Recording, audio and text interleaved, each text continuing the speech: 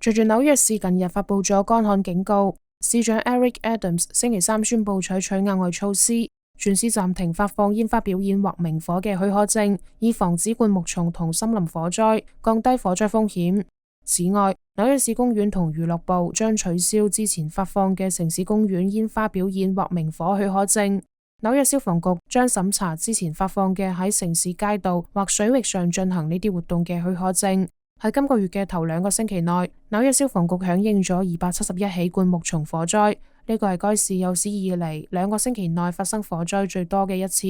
Adams 敦促市民喺進行燒烤、吸煙或其他涉及明火嘅活動時，需特別小心。天下衛視記者編輯報道。